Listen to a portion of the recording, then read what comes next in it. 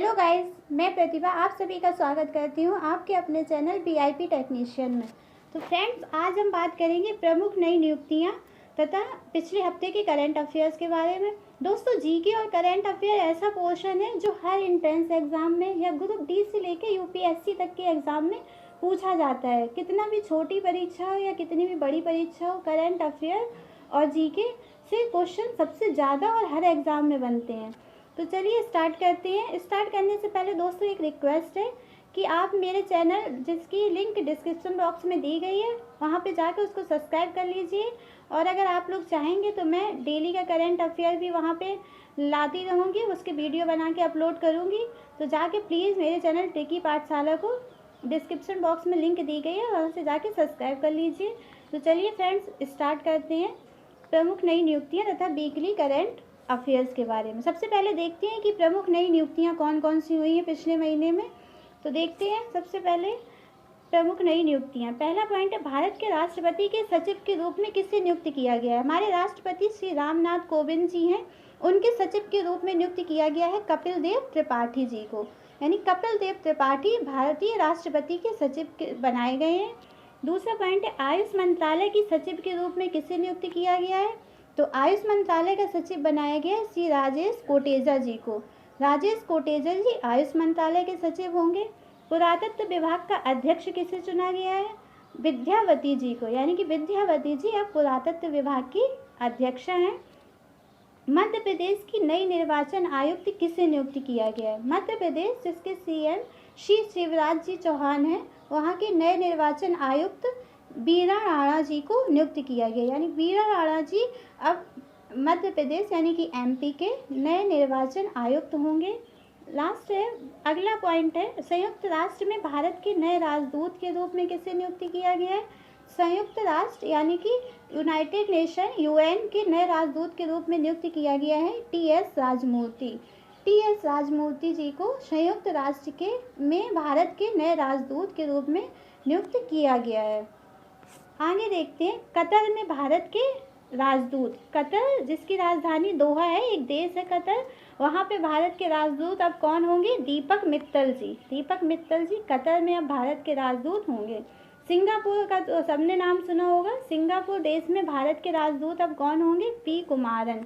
P Kumaran Singapore में भारत के राजदूत होंगे। अब ब्राज़ील में भारत के राजदूत कौन होंगे। ब्राज़ील देश है जिसकी राजधानी ब्राज़ीलिया है, वहाँ पे भारत के राजदूत होंगे सुरेश के रेड्डी। यानी सुरेश के रेड्डी ब्राज़ील में अब भारत के राजदूत होंगे। ऑस्ट्रिया में भारत के नए राजदूत कौन होंगे अब। तो ऑस्ट्रिया की राजधानी वियना है। जयदीप मजूमदार। जयदीप मजूमदार जी को ऑस्ट्रिया में भारत के नए राजदूत के रूप में नियुक्त किया गया है। नेक्स्ट पॉइंट है, युगांडा में भारत के राजदूत किसे बनाया गया है। तो युगांडा देश में भारत का राजदूत बनाया गया है अजय कुमार जी को। अजय कुमार जी युगांडा में भारत के नए राजदूत होंगे। कई एग्ज़ाम आने वाले हैं, जैसे आरआरबी, एनटीपीसी और कोई भी एग्ज़ाम हो, तो करंट से ऐसे एक दो क्वेश्चन ज़रूर पूछ लिए जाते हैं कि नया राजदूत अब इस देश का किसे बनाया गया है। तो ये सब आप याद कर लीजिए, नहीं तो स्क्रीनशॉट ले लीजिए, वीडियो को दोबारा देखिए तो आपको पक्के से याद हो जाएगा। आगे हम बात करेंगे पिछले हफ्ते की करंट अफेयर्स के बारे में। पिछले हफ्ते की करंट देखते हैं।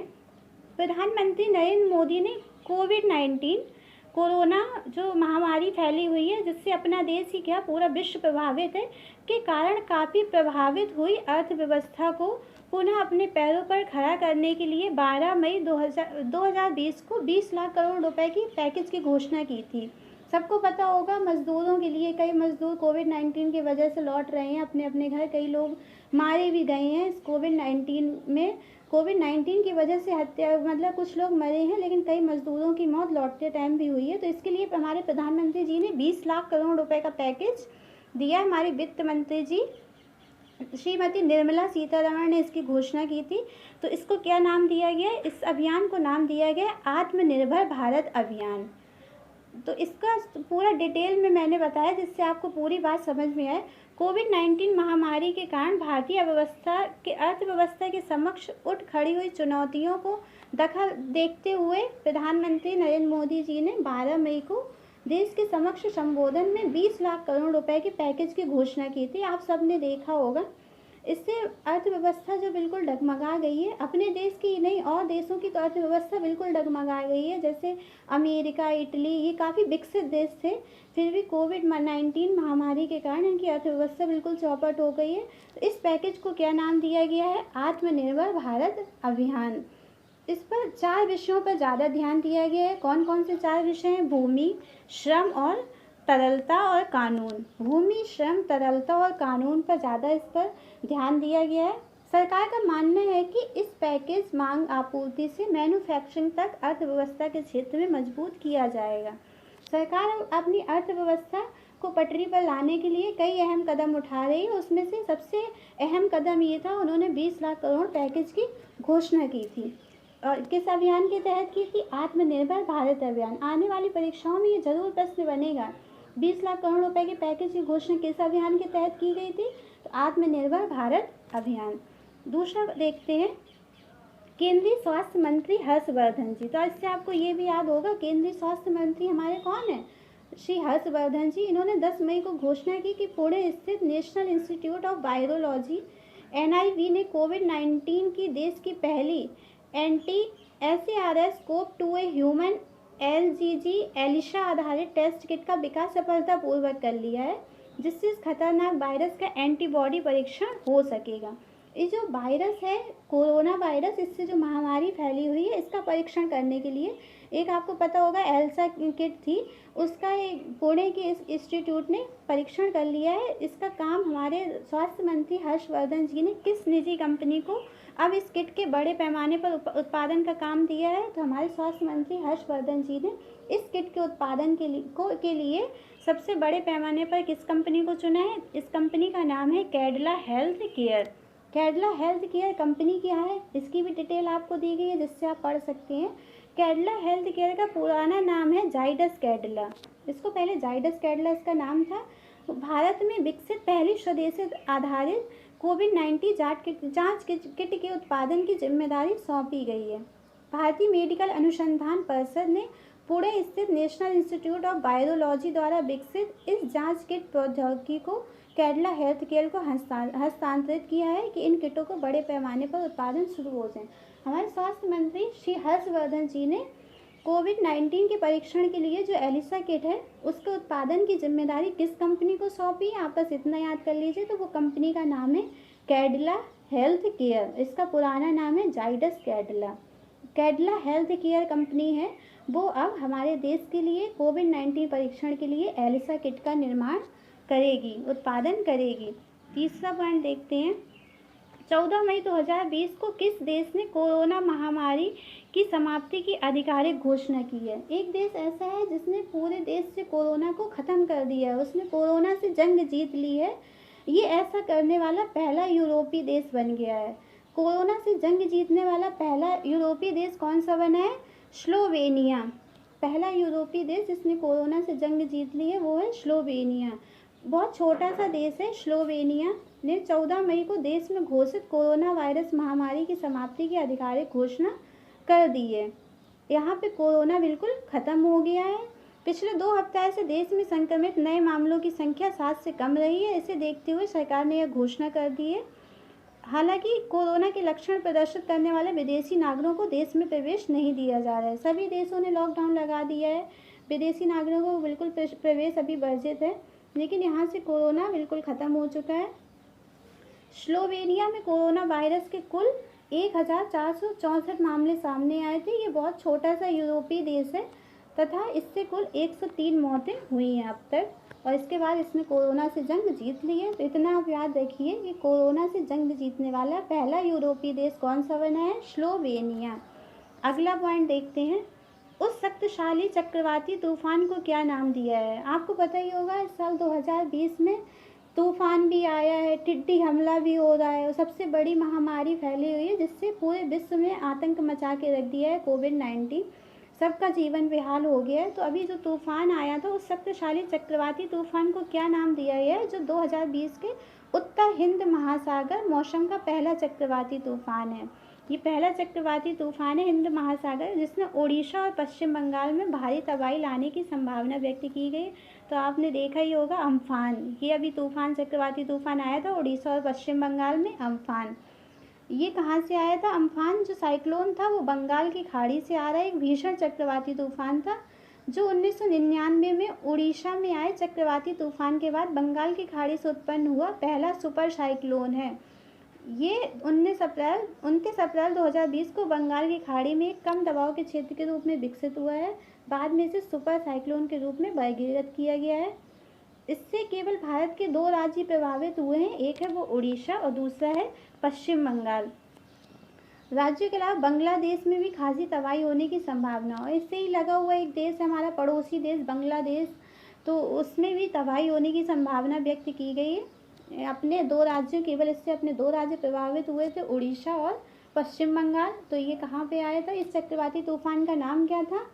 उसका नाम था अम्फान। ये भी प्रश्न बन सकता है आने वाली परीक्षाओं में। अगला पॉइंट देखते हैं, कौन सी खेल प्रतियोगिता कोविड-19 महामारी के चलते लगाए गए लॉकडाउन के बाद पुनः प्रारंभ होने वाली दुनिया की पहली प्रतियोगिता बनी है? कोविड-19 महामारी जब से स्टार्ट हुई है तो इंडिया ही क्या, पूरी दुनिया में लॉकडाउन लगा है। सब खेल प्रतियोगिताएं, सभी परीक्षाएं, स्कूल, कॉलेज, मार्केट सब बंद कर दिए गए हैं। तो इसके बाद सबसे पहली एक खेल प्रतियोगिता लॉकडाउन के बाद पुनः प्रारंभ हुई है। ये पूरी दुनिया की पहली प्रतियोगिता बन गई है जो कोविड-19 महामारी के लॉकडाउन के बाद शुरू होने वाली है। तो इसका नाम है बुंडेसलीगा। ये खेल प्रतियोगिता है जो कोविड-19 महामारी के लॉकडाउन के बाद पुनः प्रारंभ हुई है। कौन सी है? बुंडेसलीगा। ये कहाँ की है? जर्मनी की है राष्ट्रीय फुटबॉल लीग। इसका नाम है बुंडेसलीगा। इसकी शुरुआत एक बार फिर 16 मई 2020 को इसकी शुरुआत कर दी गई है। कोविड-19 महामारी के कारण इस लीग में 2019-20 के सत्र में मैच बीच में ही रोक दिए गए थे। अंतिम मैच 11 मार्च को खेला गया था, इसके बाद मैच रोक दिए गए थे। तो इसके बाद जो मैच शुरू किया गया उससे 2 माह से अधिक, क्योंकि लॉकडाउन लग गया था। जर्मनी भी कोरोना से काफ़ी प्रभावित हुआ था। हालांकि फिर से शुरू हुए मैच को खाली स्टेडियमों में खेला जा रहा है। खिलाड़ी भी खेलते हुए कई नए सोशल डिस्टेंसिंग नियमों का पालन किया जा रहा है। इस खेल को शुरू तो किया गया है लेकिन सोशल डिस्टेंसिंग का खास ध्यान रखा गया है। अब कोई भी प्रतियोगिता या कुछ भी कराई जाएगी, खेल प्रतियोगिता हो या वो परीक्षा हो, कुछ किसी से भी संबंधित हो, तो सोशल डिस्टेंसिंग तो सभी लोग रखेंगे ही। तो सबसे पहली खेल प्रतियोगिता जो प्रमुख शुरू की गई है लॉकडाउन के बाद पूरे विश्व में, दुनिया की पहली बनी है, इसका क्या नाम है? बुंडेसलीगा। ये जर्मनी की राष्ट्रीय फुटबॉल लीग है। ठीक है, इतना आप याद रख लीजिए। बुंडेसलीगा लॉकडाउन के बाद पहले शुरू 16 मई को ये शुरू की गई है। अगला पॉइंट देखते हैं, जापान के केंद्रीय bank, bank of Japan. Japan का केंद्रीय बैंक कौन सा है? Bank of Japan. इसने 11 मई 2020 को किस बैंक की पहली महिला कार्यकारी निदेशक के रूप में नियुक्त किया है? तो बैंक ऑफ जापान की पहली महिला, अभी तक यहाँ पे कोई कार्यकारी निदेशक पहली महिला नहीं हुई थी, पहली महिला नियुक्त की गई है। उनका नाम है तोकिको शिमिजू। तोकिको शिमिजू, ये 55 ईयर्स की हैं। तोकिको शिमिजू ने जापान के केंद्रीय बैंक, बैंक ऑफ जापान में एग्जीक्यूटिव डायरेक्टर यानी कि कार्यकारी निदेशक के पद पर नियुक्त किया गया है। इस बैंक के 138 वर्ष, इसे की स्थापना हुए 138 वर्ष हो चुके हैं, लेकिन अभी तक किसी महिला को यहाँ का एग्जीक्यूटिव डायरेक्टर नहीं बनाया गया। ये पहली ऐसी महिला है जो बैंक ऑफ जापान की पहली एग्जीक्यूटिव ऑफ डायरेक्टर बनी है। इनका नाम है तोकिको शिमिजू। बैंक ऑफ जापान, जिसे निचिगिन के लोकप्रिय नाम से भी जाना जाता है। बैंक ऑफ जापान का दूसरा नाम क्या है? निचिगिन। बैंक ऑफ जापान के दूसरा बैंक नाम क्या है? निचिगिन। जैसे अपने यहाँ का केंद्रीय बैंक कौन सा है? RBI, reserve bank of India. ऐसे जापान का है निचिगिन या बैंक ऑफ जापान।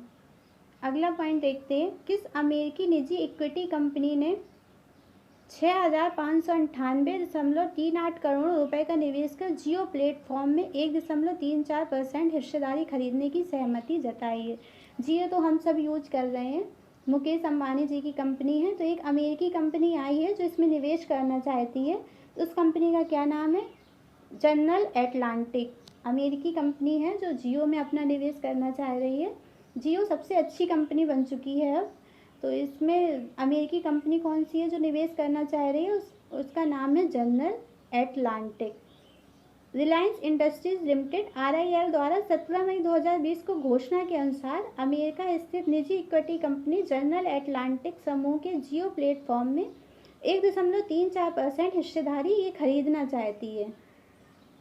इस निवेश ने जियो प्लेटफॉर्म का इक्विटी मूल्यांकन 4.91 लाख करोड़ के आसपास किया है, जबकि इसकी इंटरप्राइज कीमत 5.16 लाख करोड़ रुपए आगे गई है। उल्लेखनीय है कि पिछले 5 सप्ताह में यह जियो प्लेटफॉर्म में चौथा बड़ा हिस्सेदारी निवेश है। पिछले 5 सप्ताह में देखा जाए तो ये चौथा सबसे बड़ा निवेश है। ये अमेरिकी कंपनी ने निवेश करने की सहमति जताई है। उस कंपनी का नाम है जनरल एटलांटिक।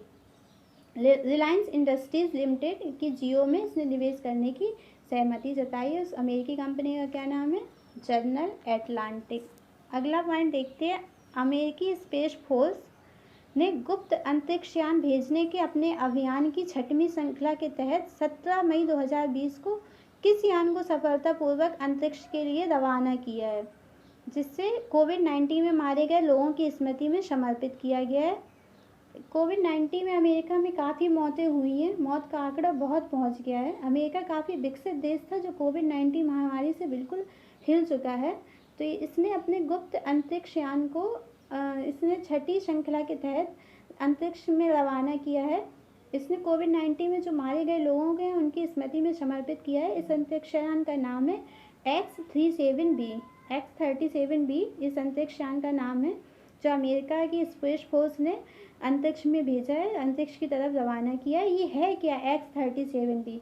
ये वाली जो करंट अफेयर है ये मैंने आपको पूरी डिटेल में बताने की कोशिश की है। अगर आप वन लाइनर करंट अफेयर या ऑब्जेक्टिव टाइप करंट अफेयर चाहते हैं तो नीचे कमेंट बॉक्स में कमेंट करें, मैं आपके लिए वो भी प्रोवाइड कराऊंगी। तो अमेरिका 17 मई 2020 को अमेरिकी की स्पेस फोर्स ने X-37B नामक अपने मानव रहित गुप्त अंतरिक्ष यान को, ये मानव रहित अंतरिक्ष यान है, बोइंग और लॉकहीड द्वारा संयुक्त रूप से बनाए गए एटलस बी रॉकेट की मदद से, एटलस बी रॉकेट है उसकी मदद से अंतरिक्ष में प्रक्षेपित किया है। अमेरिकी स्पेस फोर्स कंपनी ने एटलस बी, ये याद रखना, एटलस बी रॉकेट की मदद से सफलतापूर्वक अंतरिक्ष में इसको क्या किया है? प्रक्षेपित किया है। कौन सी कंपनी है? X-37B, ये याद रखना। यह स्पेस फोर्स की गुप्त अंतरिक्ष यान श्रृंखला का 6वां अभियान है। इस यान को अमेरिका में कोविड-19 महामारी में मारे गए लोगों की स्मृति में समर्पित किया है। अमेरिका ने अपने 6वें अभियान में जो अंतरिक्ष यान जो मानव रहित है इसको एटलस बी रॉकेट की मदद से सफलतापूर्वक अंतरिक्ष में प्रक्षेपित किया है। इसको उन्होंने किसकी स्मृति में समर्पित किया है? तो कोविड-19 के कारण अमेरिका में जो मौतें हुई हैं उनको समर्पित किया है। तो ये क्वेश्चन बन सकता है कि अमेरिकी स्पेस फोर्स ने अपने 6ठे अभियान के तहत कौन से यान को अंतरिक्ष में प्रक्षेपित किया है? तो उसका नाम है X-37B। उस यान का क्या नाम है? X-37B। बस आप इतना याद रखना, उसका क्या नाम है? X-37B। चलिए अगला पॉइंट देखते हैं। डिज्नी की स्ट्रीमिंग सेवा डिज्नी प्लस तथा इसके अंतर्राष्ट्रीय व्यवसाय के अध्यक्ष केविन मायर ने अपने पद से इस्तीफा देकर किस प्रमुख वीडियो शेयर ऐप के पहले मुख्य कार्यकारी अधिकारी CEO का पद संभाल लिया है? अब ये तो बहुत ही कंपनी टिकटॉक, अपने इंडिया वाले तो इसका भैया बहुत यूज कर रहे हैं। तो टिकटॉक के नए CEO कौन बन गए हैं, ऐसे क्वेश्चन पूछा जा सकता है। मुख्य कार्यकारी अधिकारी, चीफ एग्जीक्यूटिव ऑफिसर। तो टिकटॉक के चीफ एग्जीक्यूटिव ऑफिसर अब कौन बन गए हैं? केविन मायर। कौन है? केविन मायर। ये डिज्नी की स्ट्रीमिंग सेवा डिज्नी प्लस तथा अंतर्राष्ट्रीय व्यवसाय के कौन थे? अध्यक्ष थे। अब इन्हें ये टिकटॉक के CEO बन गए हैं। टिकटॉक का तो अपने इंडिया वाले बहुत ही यूज कर रहे हैं। ये एक चाइनीज़ ऐप है, चाइना का ऐप है, इसे चीन ने बनाया है, जिससे उसकी कमाई बहुत लाखों करोड़ों में हो रही है। दुनिया की सबसे लोकप्रिय वीडियो शेयरिंग एप्लीकेशन, शायद आप सभी भी यूज करते होंगे, लेकिन इससे चाइना को बहुत फ़ायदा हो रहा है, इसलिए इसको इंस्टॉल कर दीजिए। टिकटॉक, ऐसा ही टिकटॉक के जैसा अपने एक IIT मद्रास है, वहाँ की एक स्टूडेंट ने बनाया मित्रो ऐप, शायद आपने न्यूज़ पढ़ी होगी। एक मित्रो ऐप बनाया है, सेम टिकटॉक जैसा है। वो इसलिए बनाया क्योंकि अपने इंडियंस टिकटॉक का बहुत यूज कर रहे थे। तो ऐसे वीडियो शेयरिंग ऐप, जैसे मोदी जी हर भाषण में कहते हैं ना मित्रों, तो उसने मित्रो नाम से एक ऐप बनाया है, वो आप देख सकते हैं। उसको बहुत ज़्यादा बार डाउनलोड भी इंस्टॉल भी किया गया है। तो एप्लीकेशन टिकटॉक के पहले मुख्य कार्यकारी अधिकारी CEO नियुक्त हुए हैं। केवल इतना याद कर लीजिए, मुख्य कार्यकारी अधिकारी पहले कौन नियुक्त हुए हैं? केविन मायर।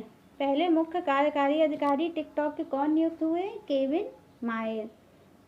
वे अभी तक डिज्नी के स्ट्रीमिंग व्यवसाय के प्रमुख थे तथा उन्हीं के नेतृत्व में 2019 में कंपनी ने डिज्नी प्लस नामक नया स्ट्रीमिंग प्लेटफॉर्म लॉन्च किया था। इससे दुनिया भर में 5.5 करोड़ ग्राहक हैं। अभी अब टिकटॉक के CEO के अलावा और क्या क्या हैं? बाइट डांस के मुख्य परिचालन अधिकारी COO, ये CEO हैं, मुख्य कार्यकारी अधिकारी, तथा मुख्य परिचालन अधिकारी कहते हैं COO, चीफ ऑपरेटिंग ऑफिसर का पद भी संभाल लेंगे। वहीं अभी तक टिकटॉक के प्रमुख का पद कौन संभाल रहे थे? एलेक्स जू। अब बाइट डांस के उपाध्यक्ष का पद संभालेंगे। बाइट डांस के अध्यक्ष और टिकटॉक के CEO बन गए हैं केविन मायर, जिसके उपाध्यक्ष का पद संभालेंगे। जो पहले टिकटॉक का प्रमुख का पद लिए थे एलेक्स जू। ये सब विदेशी कंपनियां हैं, इसलिए इसके CEO सब विदेशी हैं। आगे देखिए, लास्ट पॉइंट, पैदल चल रहे प्रवासी मजदूरों को जूते चप्पल प्रदान करने के लिए किस राज्य ने चरण पादुका नामक एक अनूठा अभियान मई 2020 के दौरान शुरू किया है? एक हमारा राज्य है, आपको पता ही होगा, कितने सारे मजदूर हैं वो पैदल चल के आए हैं। कोविड-19 महामारी के चलते उन्हें कंपनियों से निकाल दिया गया, कंपनी मालिकों ने उन्हें वेतन देने से मना कर दिया, तो वो पैदल ही, उन्हें कोई साधन नहीं मिला तो कोई साइकिल से, कोई पैदल अपना सामान बांध के अपने घर की ओर रवाना हुए थे। कितने लोगों की तो रास्ते में ही मौत हो गई थी। तो इसी के लिए हमारी सरकार है, मध्य प्रदेश की सरकार, इन्होंने एक प्रवासी मजदूरों के लिए अब इतनी दूर, कोई 1200 किलोमीटर पैदल चल के आया, उनके लिए जूते चप्पल प्रदान करने का एक अनूठा अभियान मई 2020 में शुरू किया था। तो कौन सा प्रदेश था? MP, मध्य प्रदेश ने ये अभियान शुरू किया था चरण पादुका नाम का। इन्होंने जो मजदूर पैदल चल के आ रहे थे उनको जूते चप्पलें प्रदान की थी। देखिए, इसका पूरा डिटेल में ये करंट बनाइए। अगर आप, फिर से मैं कह रही हूँ, 1 लाइनियर या ऑब्जेक्टिव टाइप करंट चाहते हैं तो प्लीज़ कमेंट बॉक्स में कमेंट करें। चलो, डिस्क्रिप्शन में मेरे चैनल की लिंक दी हुई है, वहाँ पे जाकर उसे सब्सक्राइब कर लीजिए। तो वहाँ पे भी मैं इसके वीडियोस डालने वाली हूँ। चलिए देखते हैं, मध्य प्रदेश सरकार ने कौन सा अभियान शुरू किया है जूते चप्पल बांटने का प्रवासी मजदूरों को। तो उस अभियान का नाम है चरण पादुका। इसे मई में शुरू किया है। अब आगे, जिसके तहत एक चरण पादुका अभियान शुरू किया है, जिसके तहत राज्य से पैदल गुजर रहे प्रवासी मजदूरों को जूते चप्पल प्रदान कर उनके कष्टों को कुछ कम करने का उद्देश्य तय किया गया है। कई लोगों के तो इतने बड़े बड़े छाले पड़ गए थे, बेचारे इतनी दूर पैदल चल के कैसे आए होंगे। उल्लेखनीय है कि राज्य के कुछ स्थानों पर राज्य की पुलिस इस अभियान को चला रही है तथा लॉकडाउन के कारण अपने घर पैदल लौट रहे ऐसे प्रवासी मजदूरों को जूते चप्पल प्रदान कर रही है। पिछले कई दिनों से हजारों की संख्या में ऐसे प्रवासी मजदूर मध्य प्रदेश से होकर अपने गृह राज्यों को लौटे हैं।